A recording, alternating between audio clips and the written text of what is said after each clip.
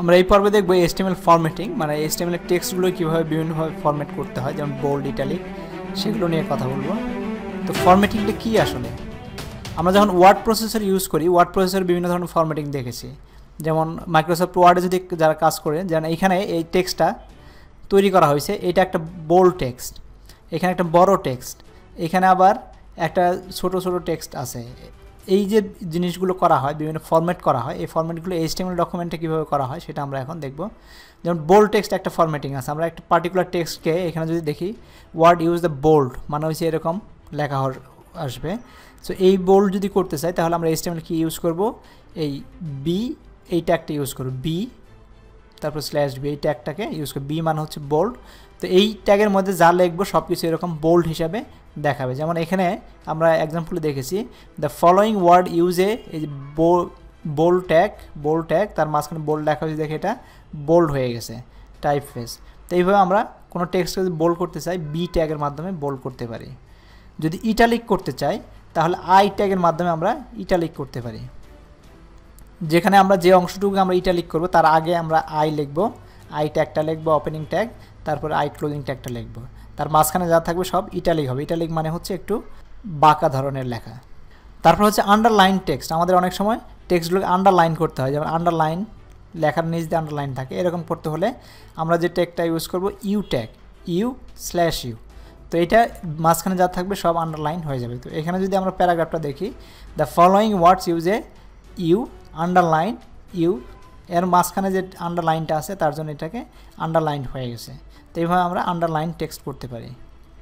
Strike text মানে হচ্ছে যে লেখাটা কেটে দেওয়া হয়েছে এরকম দেখাবে, এই যে যেটা দেখতে পাচ্ছি এখানে এরকম দেখাবে। এরকম লেখা তৈরি করার জন্য আমাদের স্ট্রাইক এই ট্যাগটাকে ইউজ করতে হবে, STRIK, স্ট্রাইক ট্যাগটা ইউজ করবে। আর মাঝখানে যা থাকবে ওইটা স্ট্রাইক থ্রো হিসেবে দেখাবে, স্ট্রাইক থ্রো লেখা, স্ট্রাইক। তো এটা নেস্টেড হিসেবে থাকে, ওই অংশটুকুকে স্ট্রাইক থ্রু দেখাবে। এরকম লেখা রিপ্রেজেন্ট করার জন্য এই ট্যাগটাকে ব্যবহার করব।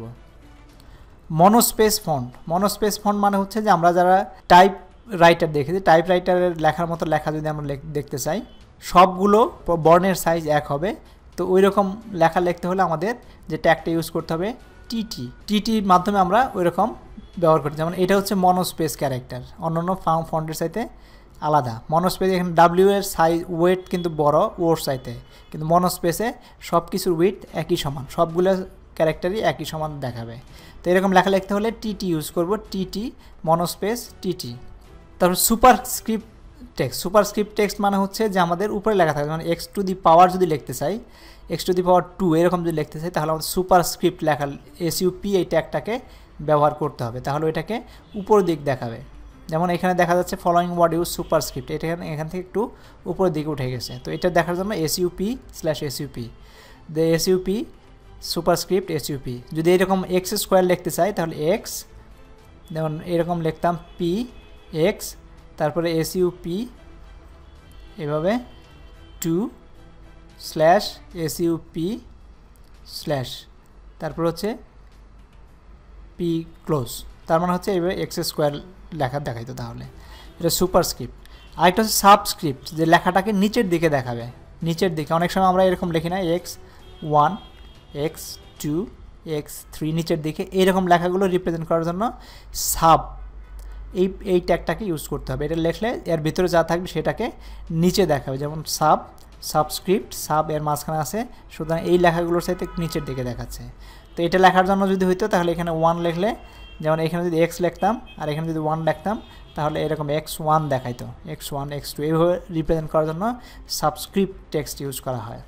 তারপর হচ্ছে ইনসার্টেড টেক্সট মানে হচ্ছে যে আমরা এমনভাবে দেখাবো যে আমরা অনেক সময় যে রিভিউ করি, যারা ডকুমেন্টের রিভিউ দেখেছেন, যে যখন আমরা নতুন করে কোনো কিছু লিখি সেটা আগেরটাকে ডিলিট করে দেয়, পরেরটাকে দেখা যায় এটা রাইট। তো এই ইনসার্টেড টেক্সট দেখানোর জন্য INS, আর ডিলিটেড টেক্সট দেখানোর জন্য ডেল, এই দুইটা মিলাই আমরা দেখাইতে পারি। সো ইনসার্টেড টেক্সট আর ডিলিটেড টেক্সট মানে হচ্ছে স্ট্রাইক থ্রোর মতোই, কিন্তু দেখাবে, যেমন কোলা, এটাকে আমরা স্ট্রাইক থ্রো করে দিলাম। আর ইনসার্ট মানে হচ্ছে যে এটা নতুন ইনসার্ট করা হয়েছে, এর অর্থ হচ্ছে এটার পরিবর্তে এটা হবে। তো এটা দেখার জন্য ডেল হচ্ছে ডিলিট, এই যেরকম স্ট্রাইক টু দেখানোর জন্য কোলা, আর INS হচ্ছে ইনসার্ট দেখানো দরকার, নতুন ইনসার্ট করা হয়েছে, আইএনএস দিলে এরকম আন্ডারলাইন হিসেবে দেখাবে। নেক্সট আছে লার্জ টেক্সট। লার্জ টেক্সট যদি লিখতে চাই, আমরা H1 H2 দেখেছি, আমরা কিন্তু টেক্সটের মধ্যে একটা লার্জ একই ধরনের সাইজ হবে কিন্তু একটু বোল্ড হবে না, কিন্তু বড় দেখাবে। তো এরকম যদি দেখা যায় তাহলে বিগ ট্যাগটা ইউজ করতে হবে। আর স্মল টেক্সটের জন্য স্মল ট্যাগটা ইউজ করতে হবে। এই ট্যাগ দিলে অন্যান্যটার চাইতে একটু স্মল দেখাবে, এটা হয়তো বড় দেখাবে, এটাতে স্মল দেখাবে। তো এখানে আমরা যদি দেখি the following word uses big type space, big দেওয়ার জন্য এখানে অন্যটার চাইতে একটু বড় দেখাচ্ছে, এখানে দেখা যাচ্ছে বিগ। আর এখানে স্মলটা ইউজ করছি, স্মল স্মল স্মল দেখাচ্ছে, এগুলো অন্য সাইজের সাথে ফন্ট চেঞ্জ করা নাই, কিন্তু একই ফন্টে রেখে সে এটাকে একটা স্মল করে ফেলছে, এক সাইজ স্মল করে ফেলছে। তো এইভাবে আমরা লার্জ টেক্সট বা স্মলার টেক্সট ট্যাগ ইউজ করতে পারি। তারপর গ্রুপিং কন্টেন্ট। গ্রুপিং কন্টেন্টটা হচ্ছে যে আমরা বিভিন্ন কন্টেন্টকে গ্রুপ করতে পারি। গ্রুপ অর্থ হচ্ছে যে আমরা বলতে পারি এই অংশটুকু একটা পার্টিকুলার অংশ, এই অংশটুকু একটা পার্টিকুলার অংশ। তো যেমন আমরা এক্সাম্পল হিসেবে দেখি, এখানে একটা জিনিস দেখা যাচ্ছে যে আমাদের হোম, কন্ট্যাক্ট, অ্যাবাউট, এগুলো আমরা ফুটারে বিভিন্ন ওয়েবসাইটে ফুটারে দেখতে পাই। তো হোম, কন্ট্যাক্ট, অ্যাবাউট এটা একটা গ্রুপের অংশ, যদিও বিভিন্ন ট্যাগ ইউজ করছে। তো এই গ্রুপটাকে আমরা রিপ্রেজেন্ট করার জন্য যেটা করব সেটা হচ্ছে ডিভ। আরেকটা আছে স্প্যান। স্প্যান হচ্ছে যে আমরা একটা এলিমেন্টকে, মানে এটা কোনো আলাদা ডিভিশন হবে না, কিন্তু স্প্যানিং হবে, একটা নতুন এলিমেন্টকে আমরা নতুনভাবে লিখতে পারবো। তো এটার যদি আমরা এক্সাম্পল দেখি,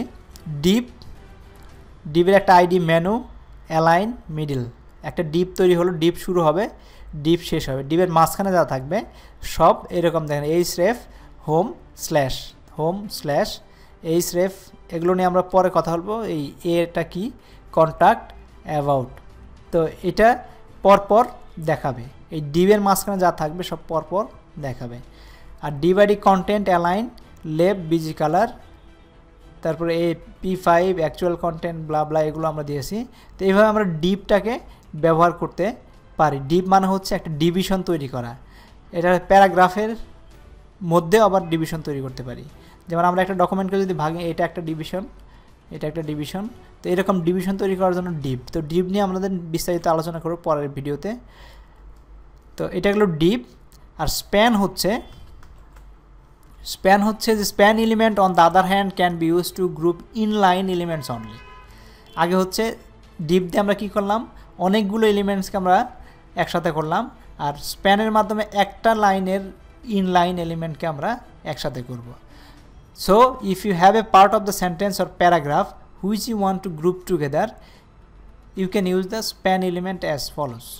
স্প্যান এলিমেন্ট কীভাবে করব, তো আমরা একটা লেখা লিখলাম, যেমন paragraph, this is the example of span tag and the div tag along with সিএসএসের মাধ্যমে আমরা এই পার্টিকুলার একটা প্যারাগ্রাফ লিখলাম, কিন্তু এই প্যারাগ্রাফের মাঝখানে এটাকে আমরা ভিন্ন মাত্রা দেব, তখন আমরা এটাকে মানে এই লেখাটাকে আমরা স্প্যানের মাধ্যমে নিয়ে আসব। যেমন লিখলাম, লেখার পর আমরা কি করলাম, স্প্যান নিয়ে আসলাম, এই স্প্যান, ক্লোজিং স্প্যান ট্যাগ, এখান থেকে কী করলাম, স্প্যানের স্টাইল দিলাম। তার মানে হচ্ছে এই স্টাইল যা দেব সব স্টাইলগুলো আর মাঝখানে যা লেখা থাকবে সেটার মধ্যে অ্যাপ্লিকেবল হবে, বা যা প্রপার্টি এখানে সেট করবো সব প্রপার্টিগুলো এর মধ্যে অ্যাপ্লিকেবল হবে। এবং অ্যান্ড দ্য ট্যাগ রেট, এটাকে আমরা ডিভ ট্যাগটাকে রেট করলাম। তো এইভাবে আমরা বিভিন্ন ডকুমেন্ট ফরম্যাটের জন্য যখন আমরা দেখছি ওয়ার্ডে যেরকম ডকুমেন্ট ফরম্যাট করি, তখন যেরকম দেখি বিভিন্ন কালার দিতে পারি এক একটা লেখার মধ্যেই, এক একটা ওয়ার্ড, এক একটা ক্যারেক্টারকে। তো ওই রকম সুন্দর ডিজাইন করার জন্য আমাদের স্প্যান ট্যাগটাকে ইউজ করব। আর ডিভ ট্যাগটা ইউজ করব ডকুমেন্টের সাইজ, বা এই যে ডকুমেন্টগুলো আছে এরকম ডকুমেন্ট বিভিন্ন ডিভিশনে ভাগ করার জন্য আমরা ডিভ ইউজ করব। আর ডেকোরেশন বা অন্য একই লাইনের মধ্যে বা একই জায়গার মধ্যে কিছু করার জন্য স্প্যান ট্যাগটাকে ইউজ করব। So thank you very much. এরপরে ভিডিওতে আমরা দেখব HTML ফ্রেজ ট্যাগটা কী সেটা সম্পর্কে কথা বলবো।